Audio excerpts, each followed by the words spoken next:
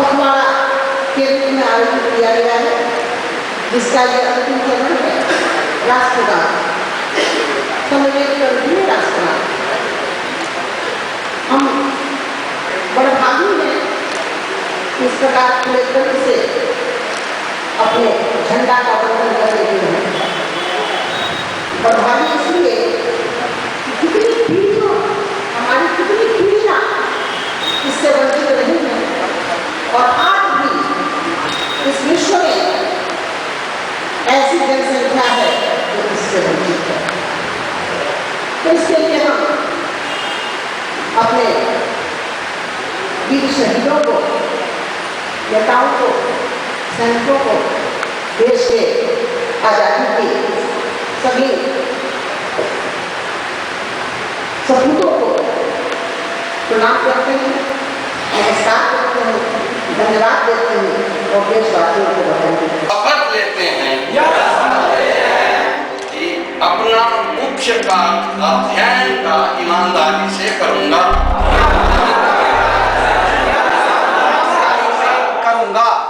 समाज में एक आदर्श नागरिक की तरह रहूंगा और वह सब करूंगा जो मेरे भारत माता की जय, भारत माता की जय, भारत माता की जय।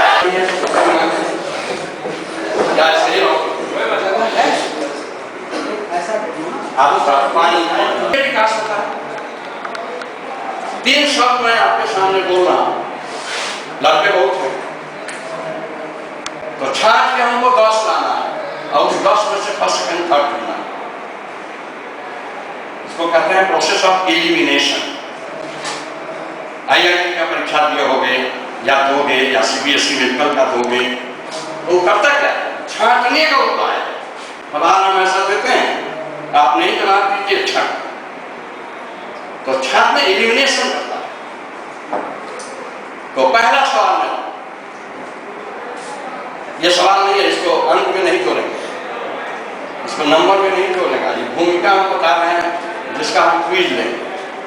पहले हम बता देंगे तुमको, तब उसका क्विज लेंगे। तो जब हम कहते हैं भारत, तो भारत एक देश है। देश के बदले दूसरा शब्द है राष्ट्र। तो मिल जाएगा पुरस्कार वाले को भी हो सकता है, नहीं, इसलिए कहीं से मत घबराओ जब जवाब गलत हो गया। नो, आज गलत हुआ, गलत सही हो गया। अब why 1942 is famous? Next, जो आता है घबराओ नहीं, मुस्कुराना।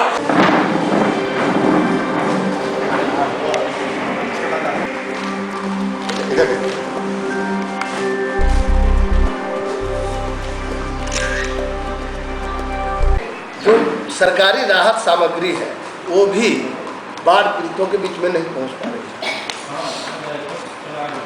यहाँ तक कि भोजन सामग्री हो, चाहे जो भी बाढ़ जरूरत की चीज़ें हैं, अभी इस दुर्भिक्ष के टाइम में बिल्कुल बाढ़ पीड़ितों में त्रैमाम की स्थिति बनी हुई है।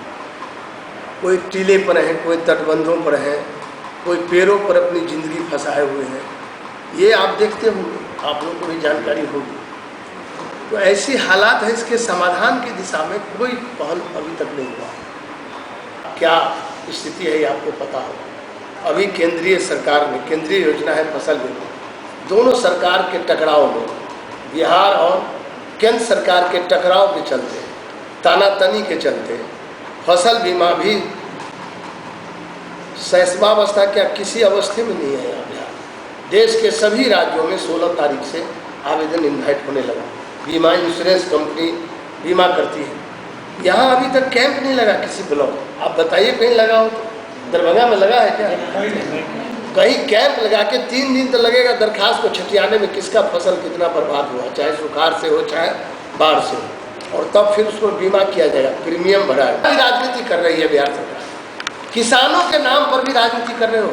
और जगह तो भावना का सौदागर हो ही दोनों, एक धार्मिक भावना का सौदागर, कोई सामाजिक न्याय के भावना का सौदागर। यहाँ क्यों करते हो? किसान को पकड़ते हो। हम आज मांग करते हैं समाजवादी पार्टी की तरफ से, यहाँ सब लोग हैं, नाम देंगे बाद में, जितने अध्यक्ष हैं, वसीम साहब हैं, प्रोफेसर एस.पी. मंडल साहब हैं, के.डी. बाबू हैं। हम ये मांग करना चाहते हैं कि किसान को बकस दें, क्योंकि 80% लोग खेती पर निर्भर करते हैं। 80% लोगों के लिए सारा विकास की परिभाषा बदल गई है। मेरा कहना है विकास तो गांव किसान का जब तक नहीं होगा, बिहार खुशहाल नहीं होगा। बिहार की आर्थिक स्थिति कभी बदलेगी नहीं जब तक गांव का किसान खुशहाल नहीं होगा। कभी भी बिहार की आर्थिक स्थिति भयावह रहेगी। आज बिहार की आर्थिक हालत भयावह बना हुआ है। मैं यही कहना चाहता हूं कि कम से कम बाढ़ पीड़ित जो अभी है किसान है, फसल बीमा को प्रीमियम का बहाना न बनाए। यदि और चीज़ों के लिए पैसा है तो प्राथमिकता सरकार की क्या है? प्रायोरिटी होनी चाहिए किसान। कृषि 84% लोग खेती पर निर्भर है। बिहार हमारा कृषि प्रधान है। महाराष्ट्र में 80,000 करोड़ रुपए का योजना प्रोजेक्ट लॉन्च हुआ है किसानों को खेत में पानी देने के लिए, सिंचाई क्षमता बढ़ाने के लिए, सिंचाई क्षमता को सृजन के लिए 80,000 करोड़ का 390 प्रोजेक्ट महाराष्ट्र कोई कृषि प्रधान नहीं है। कृषि प्रधान तो बिहार है। और बिहार में आप बताइए कितना कृषि बजट बना, कृषि रोड मैप का घोषणा हुआ, 5 साल हो गया। आपने सुना होगा सुशासन बाबू की न्यूज़। सुशासन बाबू बिल्कुल लाचार है, बेबस है। मैं नहीं जानता हूँ सुशा भस्मासुर है बिहार का, नाम करने की जरूरत नहीं। या तो उनको वो नाच कहते हैं उसको, नहीं भस्मासुर को जो नाच शंकर जी नचवाए वो गरथैया नाच, या तो गरथैया नाच नचावे इन भस्मासुर को, तब तो जान बचेगा, नहीं कि भस्मासुर इनका जान ले लेगा। ये कुछ विकास नहीं कर पाएंगे, विफल हो जाए। बाढ़ पीड़ित को सहायता देने के मामले पर बिहार सरकार पूरी तरह विफल साबित हो रही है। कहीं राहत सामग्री, सरकारी राहत अभी चल रहा है। जहरीली शराब पीने से 18 आदमी का तो केवल मीडिया के द्वारा आपको जानकारी है। 30 से ज़्यादा लोगों की मृत्यु हो गई है अकेले गोपालगंज जहरीली शराब पीने से। 30 लोगों से ज़्यादा लोग मरे। लोगों का कहना है 40, लेकिन हमको जो सूचना मिली है अपने वहाँ प्रमोद सिंह हमारा अध्यक्ष है, उनसे सूचना मिली कि 30 से ऊपर लोग मरे, जिनकी गिनती नहीं की जाए। ये भयावह स्थिति है जहरीली शराब। और आज भी जहरीली शराब बिक रहा है, क्योंकि जहरीली शराब बनाने वालों पर कोई अंकुश सरकार का नहीं है। सरकार जहरीली शराब बनाने वालों पर कार्रवाई कर ही नहीं सकते। मेरा आरोप है, क्योंकि सरकार का संरक्षण प्राप्त है जहरीली शराब बनाने वालों, इसीलिए जहरीली शराब पीकर न केवल गोपालगंज बल्कि आप पता करिए अभी सिवान में, खगड़िया में इकट्ठा करके ही सजा दिया जाता है। लेकिन शराब वाला कानून ऐसा विधानमंडल में बनाया गया है, सुशासन बाबू ने बनाया है कि नहीं, सबको पकड़ लेना है। जितना आदमी घर में बोतल मिलेगा वाली को पकड़ ली। इसका आप खराब विरोध करते हैं, इसलिए यह तुगलकी कानून है। इसमें लोकतांत्रिक तानाशाही की बू आ रही है। यह अव्यवहारिक कानून है। ये लॉ ऑफ नेचुरल जस्टिस के खिलाफ है, नैसर्गिक सामान्य न्याय के खिलाफ। इसीलिए मैं विरोध करता हूँ। मैं लोकतंत्रवादी हूँ, लोकतंत्र में विश्वास रखती है समाजवादी पार्टी कभी भी, और लोकतांत्रिक कानून को नहीं माने। इसके तरीके गलत हैं। अरे जो कानून आप बनाए हैं वही सफिशिएंट है, उसको तो लागू नहीं कर पा रहे। नए कानून अभी राज्यपाल बहुत खुला 26 साल जेपी आंदोलन से निकले हुए नेता के नेतृत्व में एक सुई का कारखाना नहीं पूरे बिहार में। कल कारखाना नहीं खुलेगा तो रोजगार कहाँ से मिलेगा? कृषि का विकास नहीं होगा तो रोजगार तो उसी से पैदा होगा। रोजगार नहीं होगा तो शराब में गरीब लोग पी के मर रहे हैं। बेरोजगार जब बैठे रहते हैं, 1 दिन कमाते हैं, 4 दिन शराब खोजने लगते हैं। वकील और प्रोफेसर और मीडिया, चलिए बहुत होगा तो रात को 1 पेट ले लेता होगा, फुर्सत होगा तो वो सब नहीं लेगा। लेकिन जो बेरोजगार नौजवान गरीब आदमी है समाज का, वो तो कारण ही है लोग इतने मर रहे हैं। इसलिए रोजगार उत्पन्न करना जरूरी है। इस राज्य को रोजगार उन्मुखी बनाना, गांव को रोजगार उन्मुखी बनाना, जॉब ओरिएंटेड बनाना। कारखाना जैसे ये पेपर मिल है, इस तरह के मिलों को चालू करना, चीनी मिल को चालू करना। यहाँ तो मजदूर मिलेगा उसी से। जितना केला हमारे यहाँ है, जितना हमारे यहाँ आम फरता है, ये लीची है, ये मक्का है, ये सब का भाई मॉडर्नाइज किया जाए, सबका रस निकाला जाए। इसको तो ये तो बड़ी चीज़, कृषि आधारित पर्सन है, कृषि आधारित उद्योग खड़ा हो जाए तो रोजगार का बहुत बड़ा अवसर बिहार में खुलेगा। लेकिन कृषि आधारित रोजगार यहाँ नहीं खुलेगा, यहाँ तो दूसरा रोजगार चल रहा है, वो आप समझ ही रहे। और नीतीश ये सुशासन बाबू कुछ नहीं करता है, ऐसे इन चाह कर भी, इनके चाहने से भी कुछ नहीं होगा, ऐसा मेरा मानना है। खैर हमारी बात को कोई माने नहीं माने, लेकिन मैं अपनी बात इतिहास में दर्ज करा रहा हूँ। ऐसे लोगों से घिरे हुए हैं, इनके बस में अब कुछ नहीं बचाया गया, चाह कर भी ये कुछ नहीं कर सकते। व्यक्ति पर नहीं बोलना चाहता हूँ, मैं व्यवस्था पर बोलूँगा। समाजवादी पार्टी हमेशा व्यवस्था पर बोलती है। जब तक जहरीली शराब बनाने वालों पर कार्रवाई नहीं होगी, ये जहरीली शराब चलता रहेगा। कहीं न कहीं सरकार का संरक्षण प्राप्त है, ऐसा मेरा मानना है। इसकी जांच होनी चाहिए। बाढ़ की स्थिति भयावह हो रही है। बाढ़ से तो लोग बेहाल हैं, लगभग 25 लाख लोग बाढ़ से बुरी तरह प्रभावित हैं। लेकिन जो सरकारी सामग्री है वो बाढ़ पीड़ितों के बीच नहीं पहुंच पा रही। ये दुर्भाग्यपूर्ण स्थिति है। राहत कार्य में कहाँ तक कमी पा रहे हैं? राहत बिल्कुल अपर्याप्त है अभी तक, क्योंकि राहत को और युद्ध स्तर पर चलाना चाहिए। क्योंकि अभी इस स्थिति में जहाँ त्रैमाम की स्थिति है बाढ़ पीड़ितों का, तटबंधों पर लोग जाके शरण ले रहे हैं। ऐसी स्थिति में बाढ़ युद्ध स्तर पर सरकारी राहत सामग्री को बाढ़ पीड़ितों के बीच पहुंचाना चाहिए। इसमें कोई पॉलिटिक्स करने की ज़रूरत नहीं है। अभी जो दुर्भिक्ष में पड़े हुए लोग हैं, बाढ़ पीड़ित लोग हैं, परेशानी में हैं, हर तरह की परेशानी में हैं, उनकी परेशानी दूर करने की दिशा में सकारात्मक पहल करना चाहिए। सरकार को युद्ध स्तर पर काम करना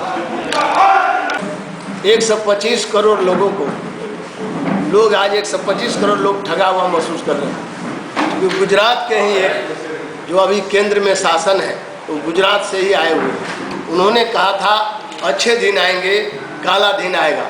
न तारीख बताई और न ईस्वी बताई, कब आएगा अच्छा दिन, किस तारीख को और किस साल में आएगा, ये नहीं बताया। और 125 करोड़ लोग फिदा हो गए, आज ठगा हुआ महसूस कर रहे हैं। तो गुजरात में पत्रकार की हत्या हो रही है, वो घटना तो वहाँ पहले भी आपको मालूम है, जो कितनी बड़ी घटना घटी थी देश को बांटने का। आरएसएस प्रमुख के विवादित बयान जो एनडीए को दिए गए हैं, उसे आप कितना सही मान रहे हैं? देखिए, उसका बुनियादें है, ये लोग नागपुर से ट्रेनिंग लिए हुए, नागपुर इनका हेडक्वार्टर है। डिस्टॉर्टिंग कर रहे हैं, मतलब देश में देश तोड़क बयान देते हैं। कोई नई बात नहीं, लगातार देश को बांटने का काम करते हैं आरएसएस को। सरकार जो भी इनके बयान होते हैं वो हमारे भारतीय संविधान के विपरीत होते हैं। आरएसएस पे आपकी नज़र पे गवर्नमेंट को कार्रवाई करनी चाहिए ऐसे बयान देने वालों पे? गवर्नमेंट में वो भी शामिल है जो आरएसएस को मुक्त किया था 1962 में। 15 अगस्त 1962 में सबसे बड़ा नेता थे इस देश में, उन्होंने कहा आरएसएस के प्रतिबंध को हम हटाते हैं। जिस आरएसएस के द्वारा हमारे राष्ट्रपिता महात्मा गांधी की सीने को छलनी कर दिया गया, उस संगठन को, प्रतिबंध को किसने उठाया? वही उठाया था कि गठबंधन के पार्टनर बने थे। मैं नहीं चाहता हूँ उन बातों को नहीं करिए तो अच्छा है फिरोज जी, यदि मैं सबूत रख दूँ ये लोग क्या किए, वेबसाइट हटा लिया। जेपी के साथ जो अन्याय हुआ, अत्याचार हुआ, जेपी के साथ जिस तरह से तिहाड़ जेल में रखा गया बंद करके जयप्रकाश नारायण जी को, हम लोग 74 आंदोलन से आए इसलिए दर्द है। हम लोग के नेता जयप्रकाश नारायण थे, डॉक्टर लोहिया विचारिक धरातल उनका हम लोग मानते हैं, लेकिन इनके आंदोलन तो कारण होगा। हम जड़ से ख़त्म करना चाहते हैं जो फिरका परस्ता करता है, उसको किसी भी हालत में जमने नहीं देना चाहिए। ये लोग सत्ता के लिए फिरका परस्त, बहुत सारा कहानी आप जानते हैं, मस्जिद का भी कहानी, कैसे वहाँ कैसे रखा गया मूर्ति। अभी पूरे भारत में जगह जगह तिरंगा यात्रा निकाला जा रहा है, क्या कहेंगे? कितना वो राष्ट्र हमारा है, 125 करोड़ का ये देश है। सभी लोग जो इस वतन में है, सबको वतन से प्यार है, राष्ट्रभक्त है सब लोग। जिसको राष्ट्रभक्ति में शंका है वो कुछ भी कर सकते हैं। जिन्होंने राष्ट्रीय आंदोलन में, नेशनल मूवमेंट में, जो हमारा राष्ट्रीय आज़ादी की लड़ाई थी, उसमें जिन लोगों ने कम भाग लिया है वो अब ज़्यादा सड़क पर भाग लेने लगे। अच्छी बात है, किसी तरह से तो हाथ हो रहे हैं राष्ट्र के साथ, राष्ट्रीय आंदोलन के साथ तो आ रहे हैं, अच्छी बात है, ये हम बुरा नहीं मानते हैं। कोई आदमी राष्ट्रीय आंदोलन में साथ नहीं थे। जब महात्मा गांधी के नेतृत्व में हिंदुस्तान में आज़ादी का संग्राम चल रहा था, उस समय पीछे हो गए थे वो लोग, अब जोर लगा रहे हैं तो अच्छी बात है, देश और मजबूत हो गए। क्यों लचर है, सरकार का रौब खत्म है। और ये क्या हम कई बिंदुओं पर अभी बताए हैं, रौब जो होता है ना, साख जिसको कहते हैं, सरकार को साख है ही नहीं तो लॉ एंड ऑर्डर खराब होगा।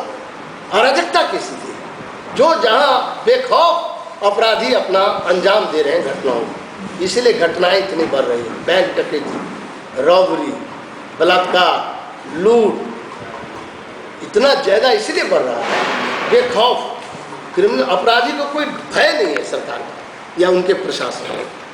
इतना लचर, इतना असहाय। गांधी से तो जाम हो जाता है, छूटता नहीं है, और बात तो छोड़ दिया गया। छोटी छोटी बात नहीं हल हो रहा है, जिसको 1 मिनट में डिजाइन बनाएंगे तो ठीक हो जाए। और गांव में अपराध देखिए पूरी तरह नियंत्रण कोई नहीं कर सकता, आबादी बढ़ रही है, मैं भी मानता हूँ कि सिपाही नहीं है, लेकिन इसका क्या मतलब है कि सरकार का साख खत्म हो जाए। सरकार का रौब नहीं है तो बहुत दूर तक जाए। और मैं नहीं समझता हूँ कि ये सरकार मैंने अपराध को जिस तरह से कंट्रोल करना चाहिए, नियंत्रण करना चाहिए, अभी देख ही रहे हैं अपराध की क्या स्थिति है। कहा गया था, वचन दिया गया था, वही ना हुआ। जिस तरह से ये लोग कहा जनता की गोलबंदी होगी, उसमें ये लोग पूरी तरह हिसाब जनता करेगी। जनता बहुत होशियार है, समय समय पर सबको शिकस्त देती है जनता, उनको भरोसा है लोकतंत्र में इस तरह से फिर जनता बर्दाश्त नहीं करेगी। आज न कल जनता में चेतना है,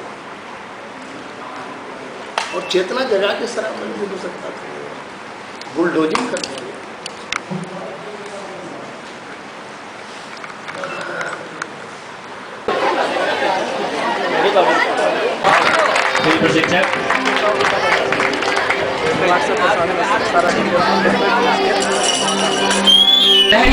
ताली जोर से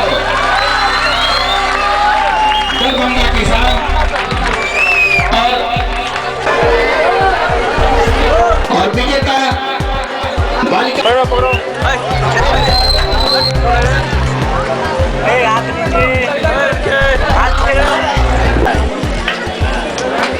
वर्ग के इस